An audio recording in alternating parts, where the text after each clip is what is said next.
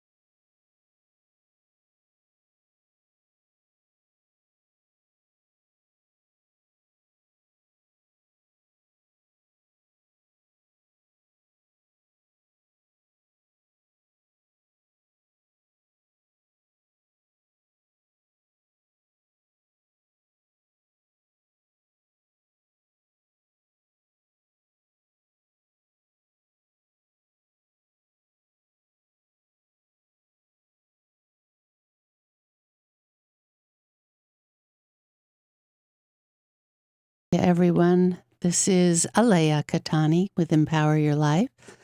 That was not my usual theme song. Aretha Franklin usually sings A Change Is Gonna Come, but she didn't come on this morning, and I like that one, so I let it play for a few minutes.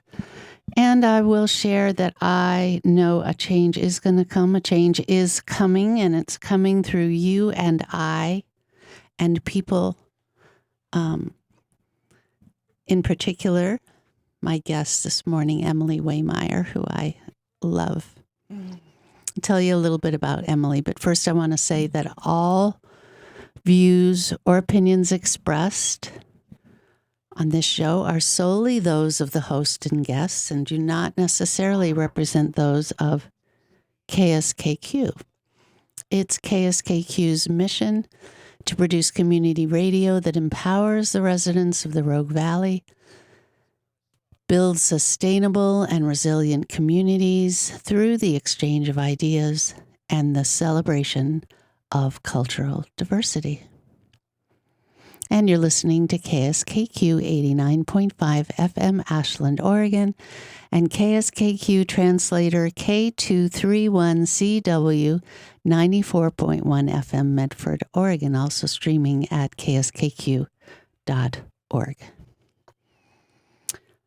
Emily Waymire and I are going to talk about how she empowers women leaders internationally, women who help other women. And we're going to touch on, in particular, what do we do? How do we create more massive transformation of the influence and impact of the patriarchy on women today, even women in the active movement of creating more equality and more balance? This is a special focus of mine, so stay tuned as we address that. Emily is an internationally recognized teacher with 30 years experience helping women who serve others. With a focus on social oppression and multi-generational trauma, she has helped thousands of clients spanning 8 countries, including best-selling authors, change makers, and leaders in the energy medicine industry. Emily finds her ability to help facilitate this important work through her own personal life journey, exploring new lands and experiencing life challenges, including significant trauma while in distant locations, single motherhood, and a lot more. She brings these insights into her potent energy work that addresses the ancestral lineage. In this form of work, as the woman heals, so do those that came before her. Emily offers personal mentorship programs using her unique approaches to healing.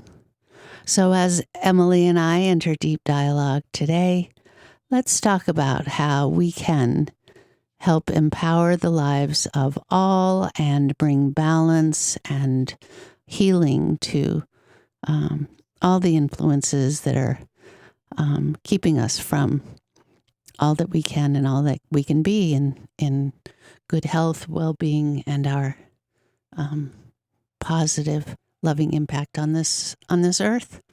Welcome, Emily. Hi, Alaya. I'm really happy to be here with you. Thank you. Thank you. Yeah, Emily has been on my show before, and really, there's just so much that can be discussed that having her back again and again is really important for everybody. Yeah. So, where should we start today? My goodness, I will share, there's a lot of women leaders right now who are being challenged. Yes. I myself am going through a big health challenge right now. You've gone through some, other friends of mine are going through. I hear from other people a lot. Yes. What would you like to share about that in light of your perception and your work? Yes, I'm really seeing that too. And again, I'm seeing that all over. And because probably like you, I get to speak with people from all over, I'm really getting to see how that's widespread. And my sense of that is that women are actually, by choice or not, conscious choice or not, having to pull way back so that they can reset, right? It's very clear that a very different approach is needed, a very different embodiment of their leadership. That's what I'm seeing that's about. That is really true. I wonder if people are hearing you, because I'm noticing that the volumes are, I think you're going to have to talk right into. Okay, how's that? That's better. Okay, yeah, good. Yeah. So for us to learn, those of us who have come out into leadership roles, sometimes it's kicking and screaming.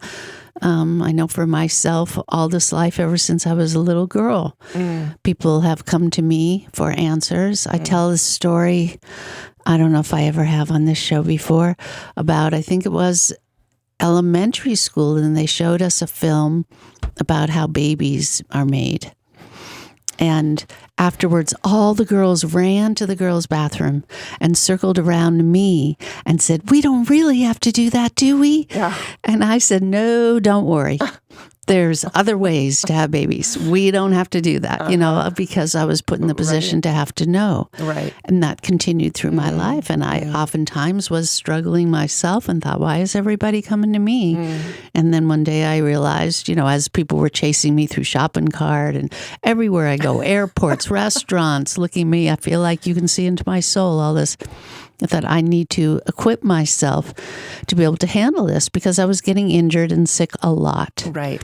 Absolutely. Yes. And here again, I'm looking at my priorities and looking at what does self-care mean? Yes. And how do I take care of myself when we're in a position to help others and people get helped. Right.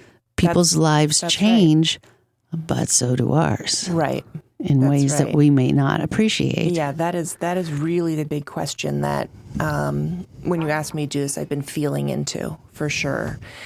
And I think when we, as women, look at, because obviously this is happening widespread, as we look at how do we step out of the patriarchy, because that's the word that's being used, how do we step out of that structure, then we need to have, if possible, a clearer sense of, well, what are we headed towards, right?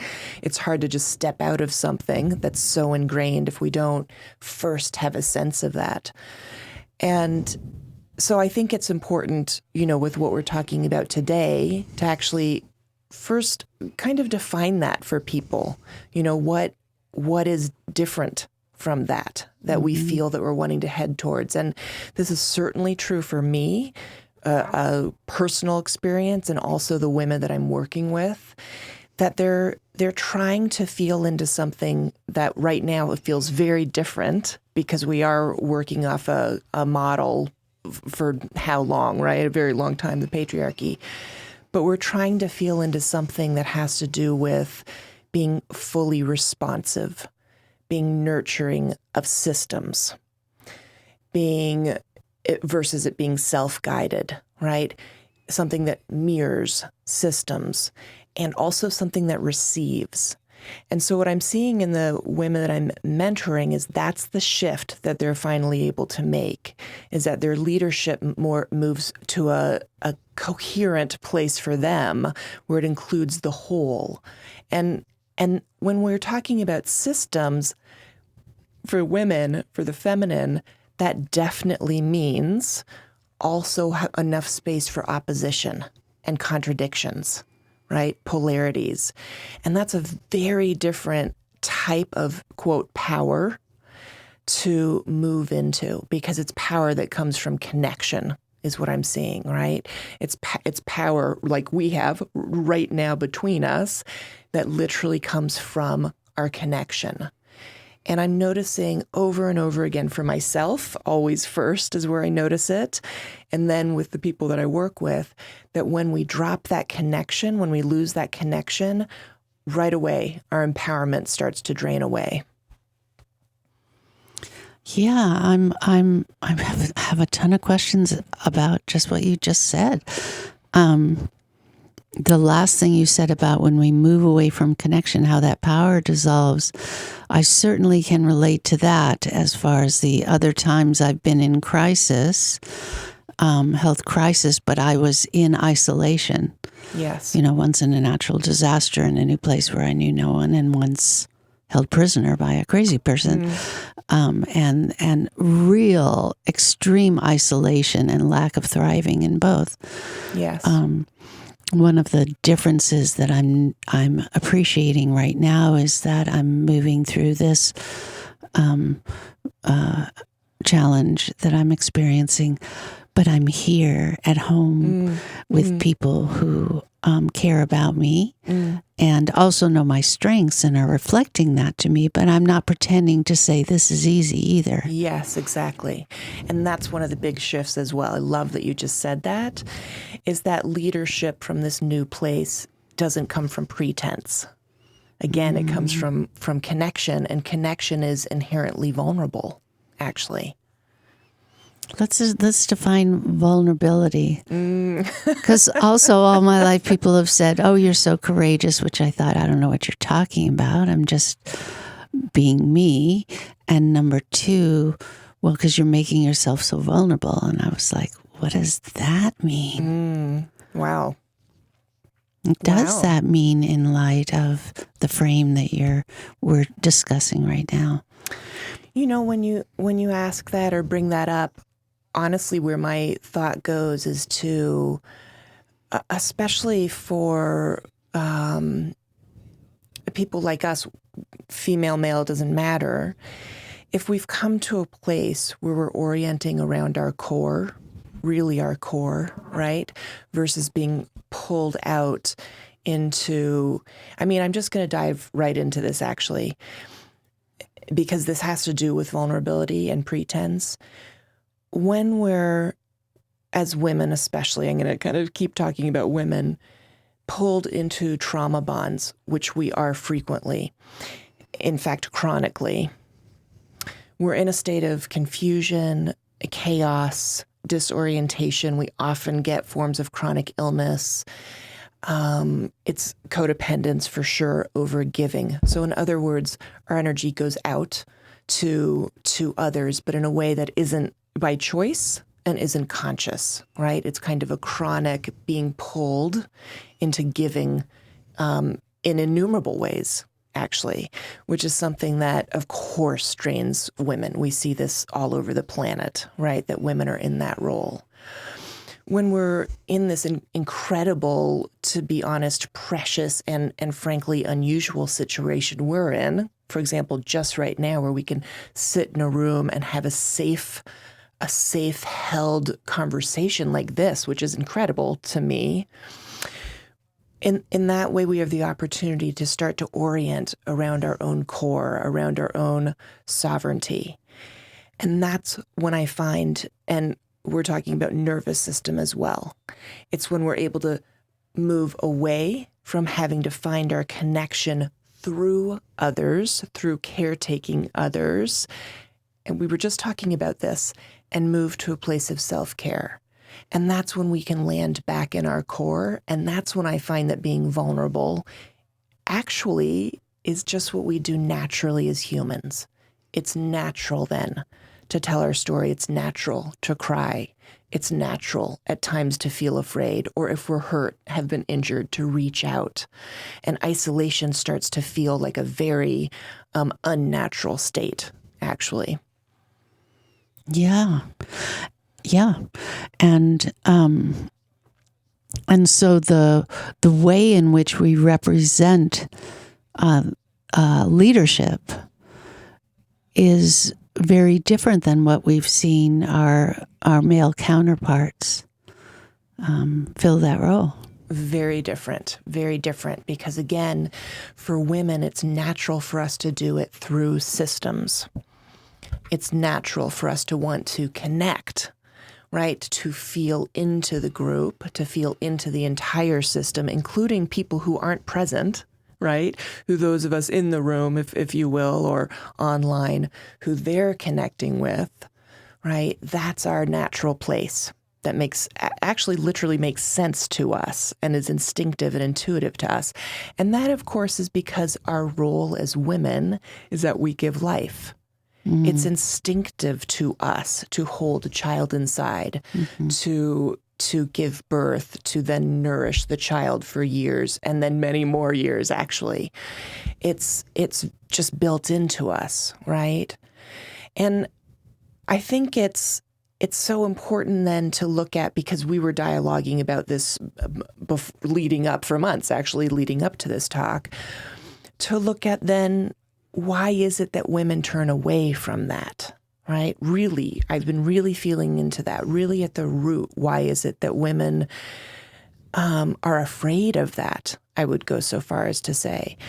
And as I've been feeling into that, this won't be any surprise to you because of the work you do. It feels very much like it's rooted again in the system, in our reaction to the system, but most core in our response to our mother. Actually, that's our first learning. It's our first template that we then project, if you will, onto all other relationships, including work, success, leadership, our body, our relationship to our body, our relationship to partners. And because this is what you were asking me about months ago, actually, our relationship to other women. Right, becomes really, if we look at that and we look at those patterns, we can see quite clearly that all of those things relate to how well we've honored and received and respected our own mother and our maternal lineage. Yeah, that's a very, very powerful inheritance. Yes. Right there. Yes. I can imagine right now many women who are listening, reflecting, seeing pictures of their mother, reflecting on their childhoods, noting, as I do, the difference in the shifts through the years of the relationship with their mothers. I personally have not seen my mother in almost 45 years. She died 45 years ago. but my relationship with her continues. Absolutely. And has shifted in so many ways. Absolutely. And I love that you just said that, because it would be easy to assume what I'm saying is the physical relationship with our mother now, and it's not what I'm saying. I'm talking about what you just said, which is how we hold our mother inside, regardless of events that happened, regardless of that, actually. And so actually, it's truly possible, and this is why I'm quite hopeful about the situation that women are in now. It's truly possible to find resolution and bring that inner image of our mother into a very good place, a very nurturing place. And I have seen this, right? Because this is the work that I do. So I get to see this repeatedly, that the relationship could have been abusive, neglectful, or just plain difficult. The mother could have become ill at some point early on. The birth could have happened in a very difficult or painful way. The baby could have been taken away and put in an incubator for a while, or a C-section. There's so many ways in which that early template can become one that's about trauma. And of course, that's something that we can heal. I see it all the time, actually. I see it all the time. But that work is the inner work. And again, around leadership for women, what I see over and over again is that that outer leadership absolutely comes from the woman becoming congruent and healed on the inside. Right? And I think that's such a primary difference to the type of leadership, obviously, we see now, which is, I mean, I don't even know if I can put words to the leadership that we see now on the planet. But the new leadership that's coming, and I'm quite sure that it is, because I get to see these fabulous women who are doing it, right? They're first starting by gathering and healing that inner image, right? And really resolving the deeper wounds. And it's quite possible too, right? And then gathering that core true strength, right? I call it true power or strength. From there, right action comes, right? The action comes almost easily then from that place of having gathered. That's so interesting. And as I often do on this show, I'm often really frank and personal, and lots of times it's because I forget I'm on air, and then I say something and say, "Well, thousands of people now heard this," and in deference to that, I'm going to be really personal and frank right now by choice, so that women can hear and learn through what I'm presently experiencing, and that is, when I stepped up to form a task force to help women in Ashland and in essentially everywhere, and seek to ignite a community to take responsibility for the harassment and violence that is occurring against women in Ashland, and no longer keep it a secret. I mean, it's a lot that's going on. I felt that I had healed to a place from my own personal experiences and traumas, of which there has been a lot. I felt that I had healed to a place where I was more embodied, more strong, more capable, had more skills. And this is what I found. I have found that, number one, I had to process my own trauma every single frickin' day. Yes. Because every day women were contacting me. Yes. Number one, the number of contacts was astounding. Number two, I found that the fire that I had for this cause, keeping Ashland women safe, but the fire that I held or hold was rooted in this personal conversation in my own mind. I will frickin' sacrifice myself to help save women from the suffering that I have experienced. And that spoke to me of, whoa. Yes. There's still more healing that needs to happen for yourself. And it created a lack of boundary and balance, so that everyone around me, even my board, was saying, Alaya, we want to see you take better care of yourself. You do the work, you do so much, and you need to take better care of yourself. Yes. But I was being driven by there's been a huge response, number one, not just from women, but and also seeing what it takes to create a nonprofit and get the message and awareness out there. Yes. Nevertheless, personally, I started to experience the revelation and the consequences of a lack of balance. Yes. Stemming from a renewed awareness. Wow, I've got more healing to do myself here. Yes. Because I'm not standing in a place that can be that can be whole systemed. Yes. Yes. So Alaya, you just put that so brilliantly. And this really is the rub over and over and over again that I see for women, and absolutely is happening in my own life. That exact cycle you just said. And so I really want to speak to that. So when we're not yet, I'm gonna take a leap here, but stick with me because it'll hopefully make sense.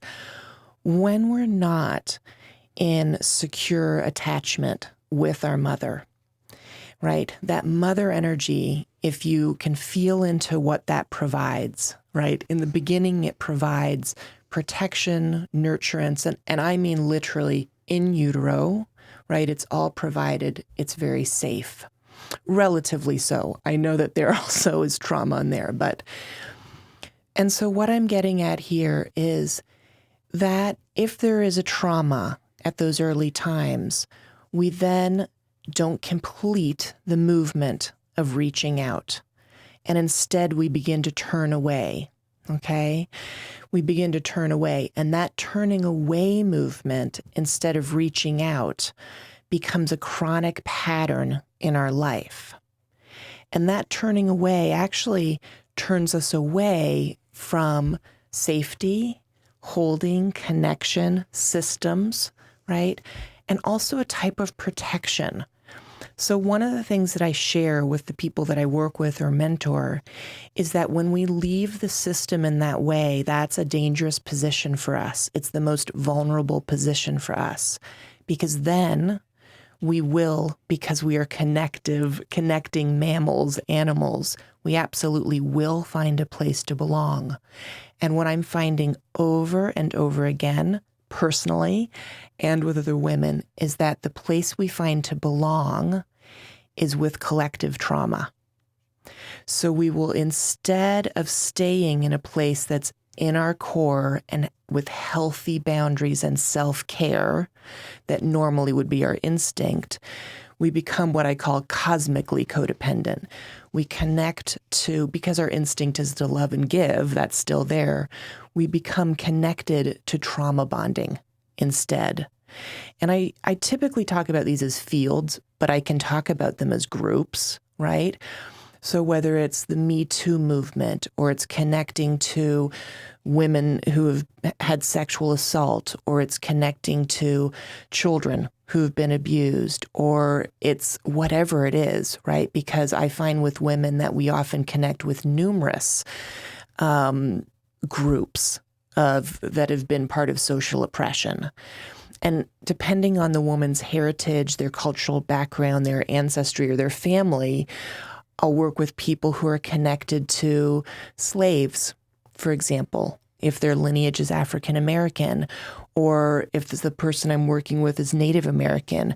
Wow, that's a huge connection to genocide.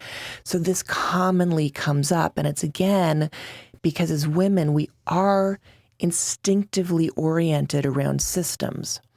So what becomes then essential, and you just named it in your story, is in being able to discern, am I connected to a trauma field right now? Am I connected to collective trauma right now?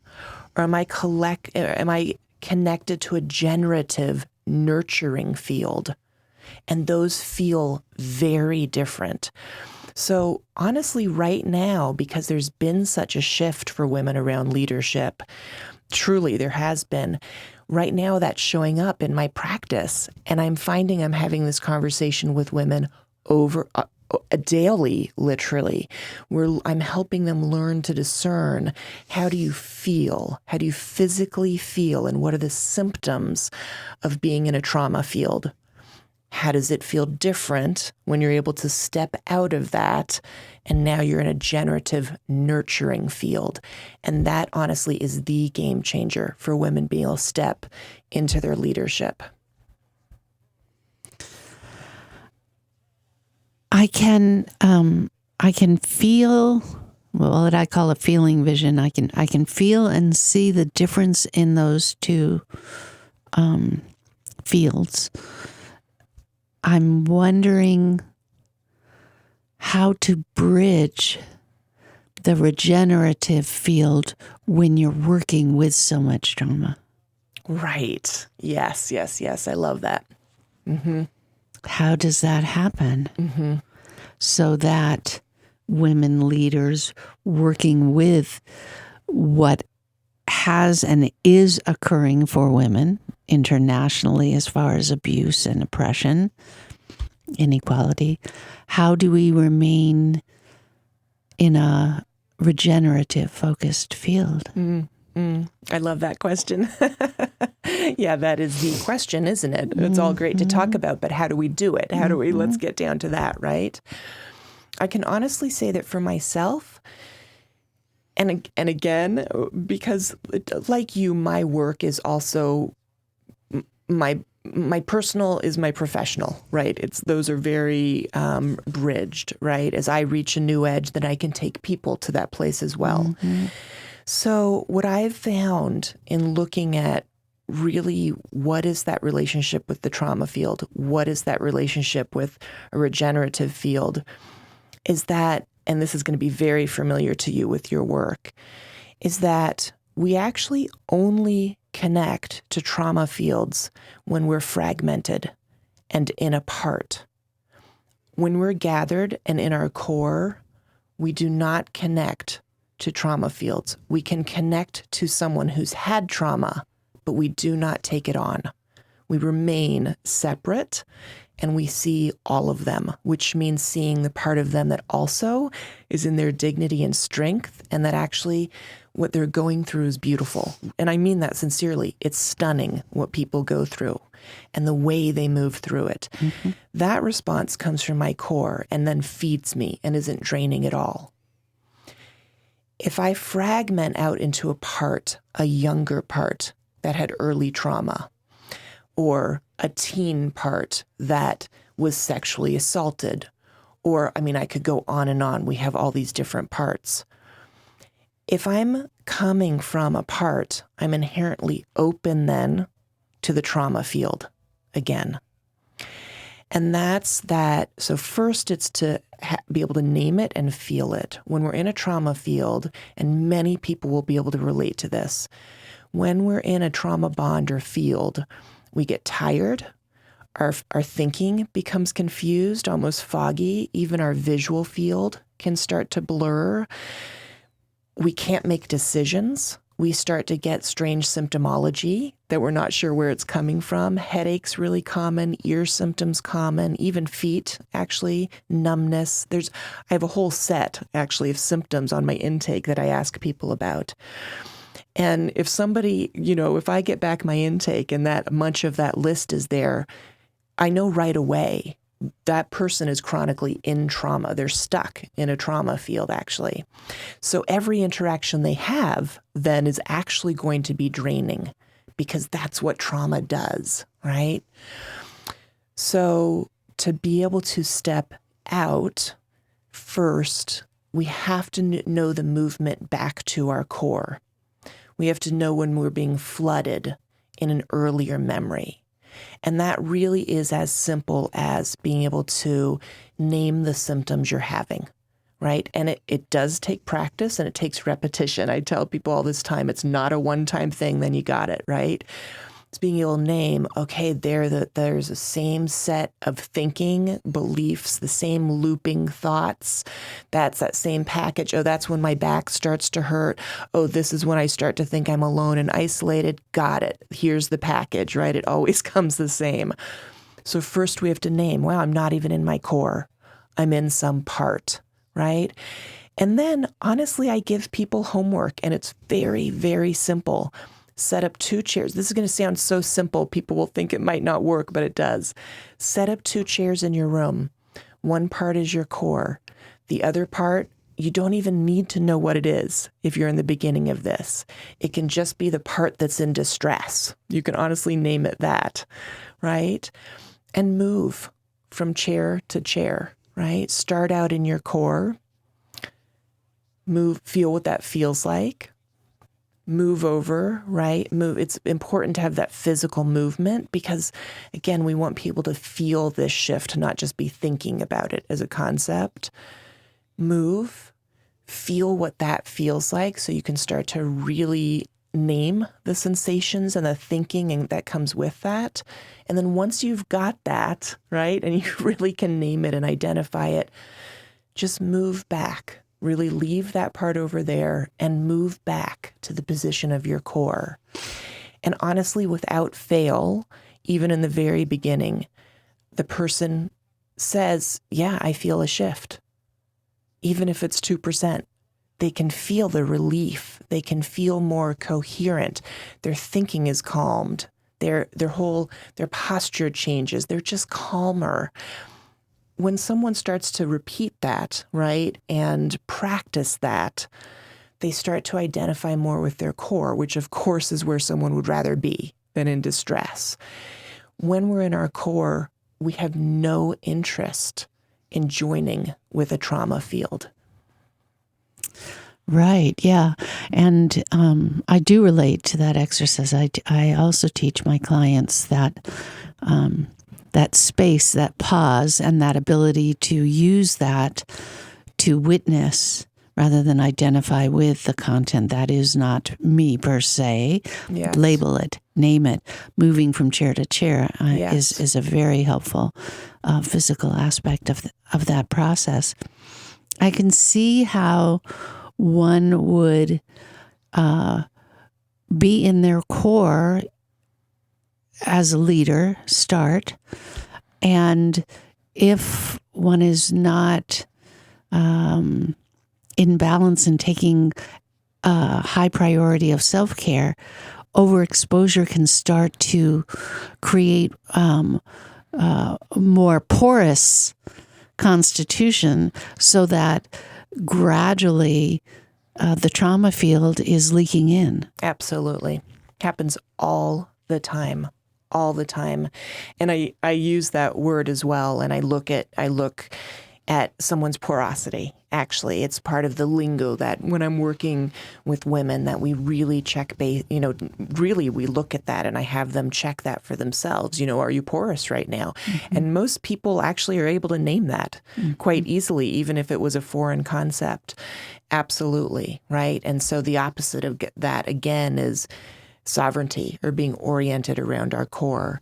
And it absolutely has to be really a daily practice, actually, because when we're in these positions, it might be one thing if you're not in this type of a service role. I don't know because I only work with people who are really serving in deep ways.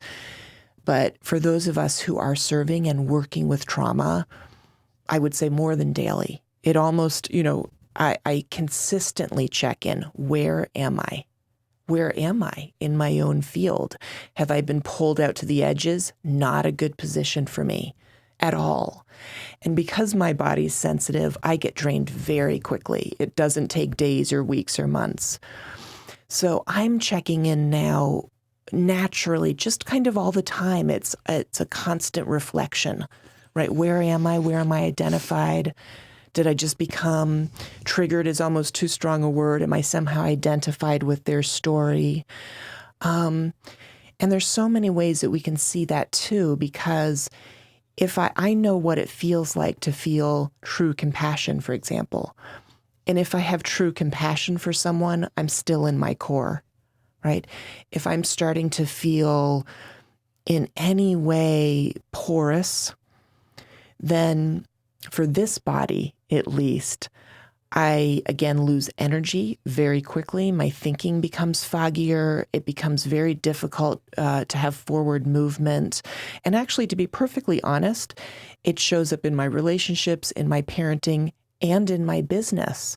Because again, I can't speak for men, but again, for women, we are inherently systems oriented.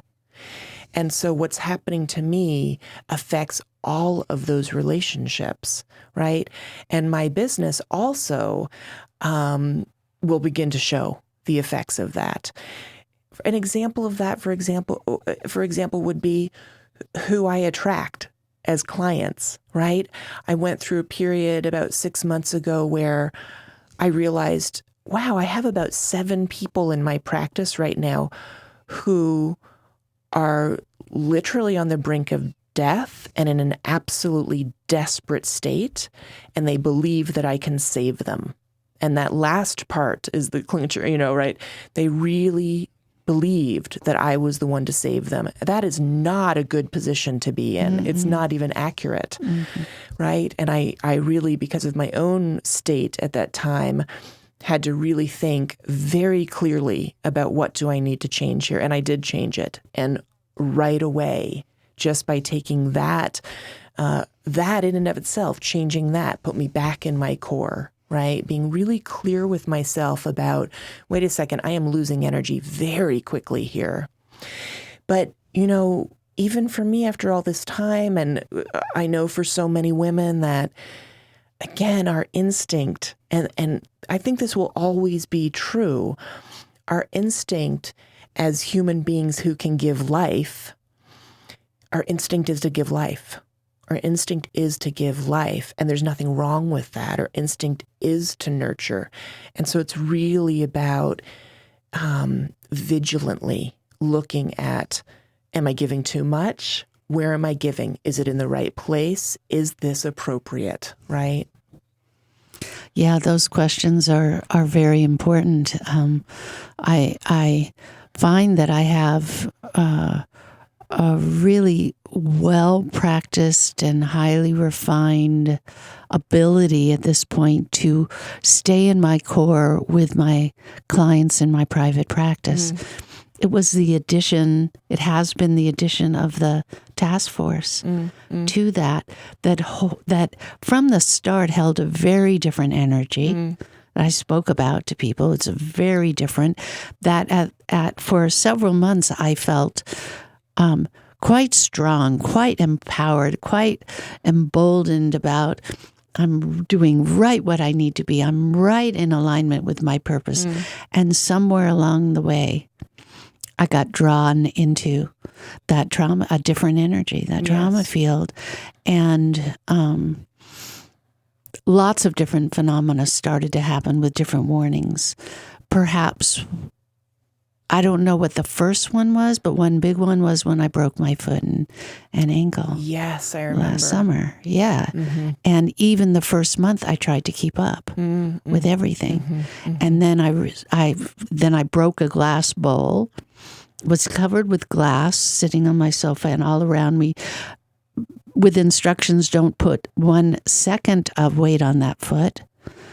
And I knew I can do nothing about this. I need help. I need to stop. I can't keep up. And that was a little bit of a realignment for me. But I dove back in. It wasn't sufficient. Right. There wasn't enough recognition. Or I guess we could ask the question again for the masses of women leaders we are very passionate about the work that we do, or we wouldn't have our businesses or our nonprofits or whatever. If we begin to find that we are leaking into or the trauma field, or it is bleeding into us, does that necessarily mean that we have more healing to do in our own personal trauma fields? or trauma activations, or does it mean we have work to do in learning how to hold in our core in the face of it, which in my mind are different? Interesting. So I was going to say, in my mind, those are the same. Yeah. So, yeah, share. So, if you would, please. I mean, demand. Yeah. So I find for myself that being able to gather back in my core, really that movement and the strength to do that, because it's a movement, only comes when I do address the trauma. And I mean, let's just name that addressing trauma doesn't necessarily look like what people think. It can take 5 minutes. It doesn't have to mean, another 3 months of being in agony or reliving the trauma. We know that in our work. We don't want to re-traumatize people or relive it. That's not the point, right? So for me, that movement has become quite fluid, and to kind of go out, touch in with those very, again, at this point, because it becomes more and more nuanced as we know going along, right? And so it's those very tender places, right? And the more we mature in this process, the more tender those places become, is really the truth, right? And it's the avoidance of those places that put people into a frenzy and kind of fragment. That's when they fragment. And then more trauma, right? More trauma comes from fragmented places, choices that don't make sense and are more draining, etc. So I find that really those are the same. That's the same thing of touching base with my own personal trauma, places that still feel broken and need holding, right? That puts me back in my core. And then it's like, when we're in our core, we don't have, in some ways it's funny because I do energy medicine, but when we're in our core, we don't need it, right? Because again, so many of these things naturally come into place. We have these incredible bodies and brains and fields around us that don't need fixing. And again, that's inherently feminine to understand that when we're in the right position, is how I talk about it, when we're in the right relationship to these things, then we become inherently protected and sealed and sovereign, right? There's a field around us that feels robust and healthy and permeable. It's not a wall. It's relational. So one of the things that I speak about then over and over again is it's actually not about the trauma or about the trauma field or about social oppression. It's actually not. It's about our relationship to it. It's where are we standing in relationship to it? Have we moved over, right? Have we walked over and moved over into that collective trauma? Are we now standing with the victims? That's common. And that's when we're porous. And that's when we get drained. And we have to know how to look around and say, what position am I in? Or are we standing across from them, actually seeing the people that we're wanting to help, but seeing them in totality, including their special fate, their dignity, their incredible strength at being able to live through those events, right? So, for example, I get to work a lot with people whose parents were in the Holocaust or other forms of genocide. And, we're not far away from that. So I'm working with the direct children of those people, talk about a trauma field. And always it actually comes down to this. It actually always comes down to where are they in their system, right? Or their field. It's very similar. The system and the field is very similar. So where are they standing? Are they standing with the victims? Are they opposing them, trying to get away from them? Do they see them clearly, right? Do they see their family members who died or who went through those things and lived? do they see them with the incredible power and strength that those family members had to live through that and then go on and have children. That's incredible to me, right?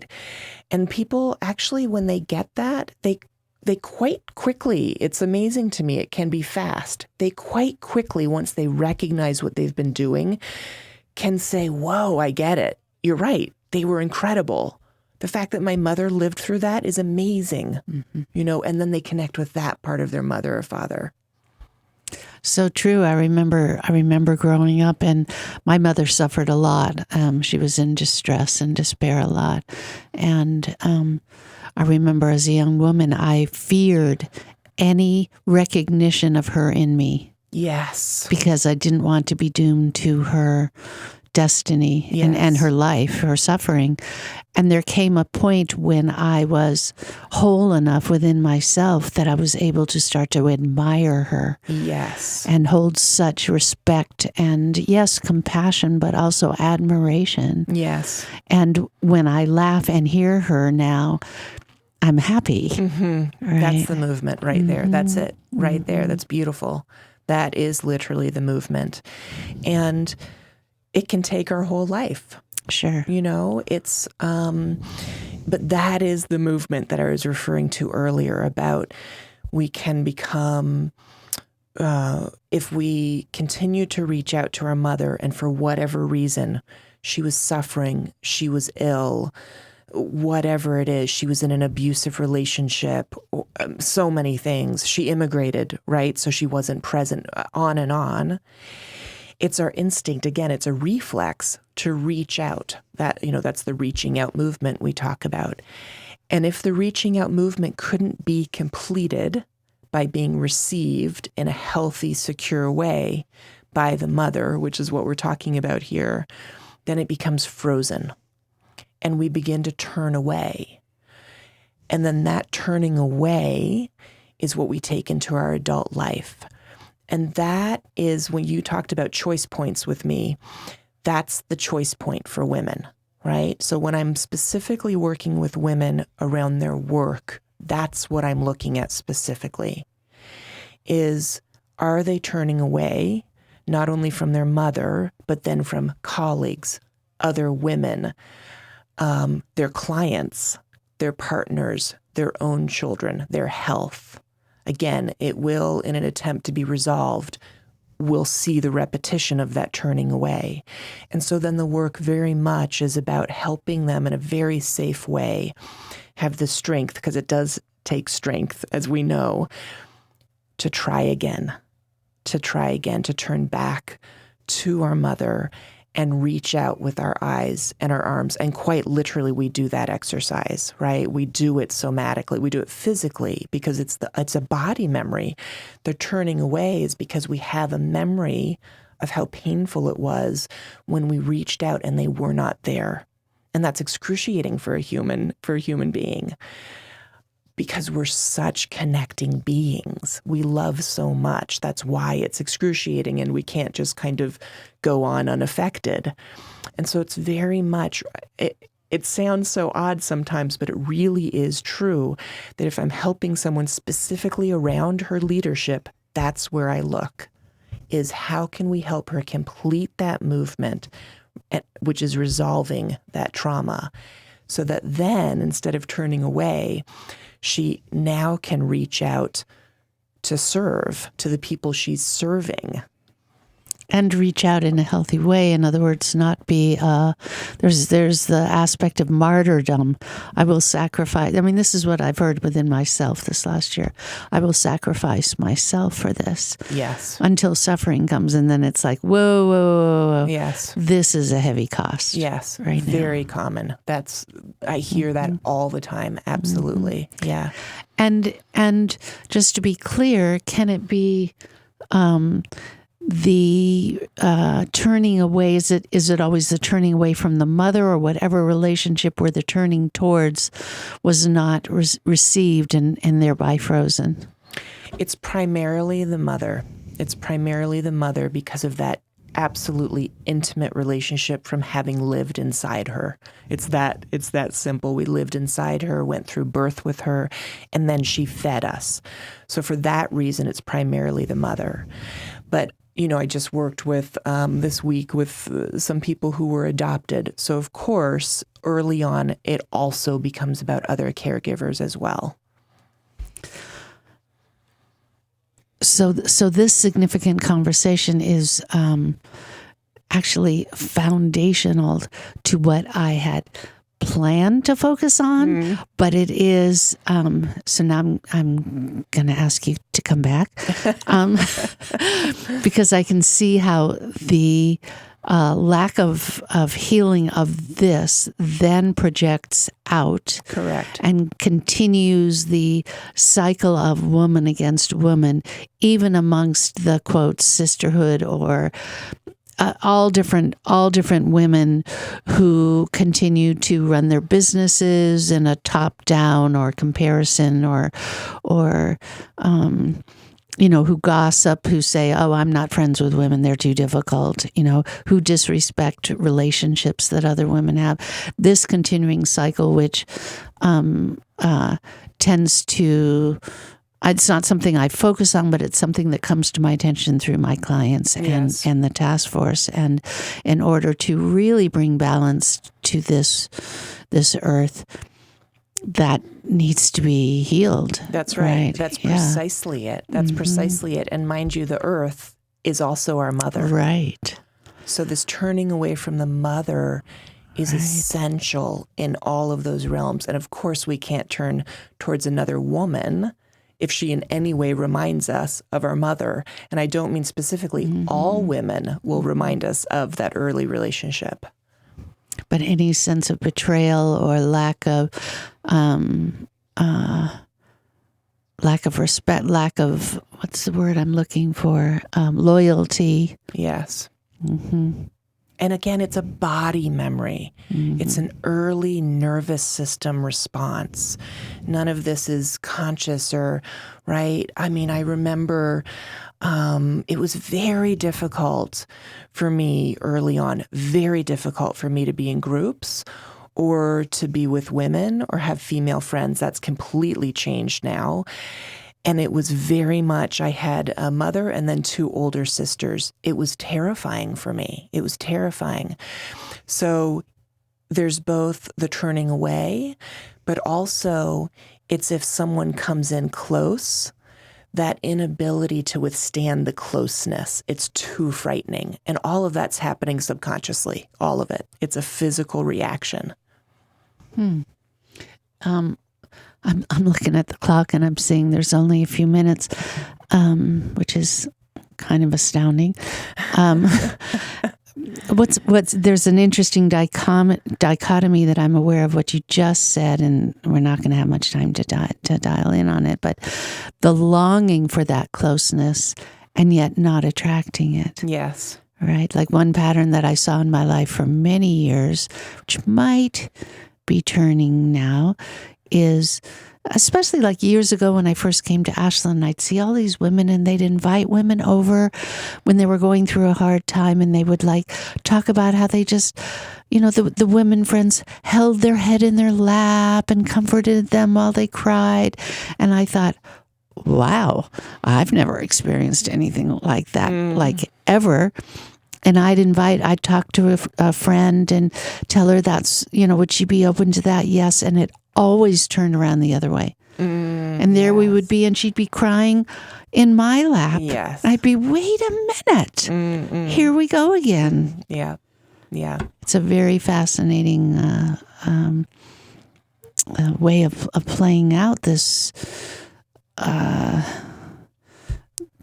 this relationship that we don't have enough time to continue to talk about in this segment. Right, right. But how beautiful, I just want to say, how beautiful that we repeat it over and over again so that we have the possibility of healing it.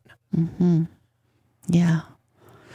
Tell us how we can be in contact with you, people who want to learn more about your work and gain better understanding in the projects that you're doing? Absolutely. So people can email me at support@emilywaymire.com or my website, emilywaymire.com. Either way, be in contact with me. And I actually genuinely enjoy doing free consults and getting to know people and having this conversation with people and seeing how I can help.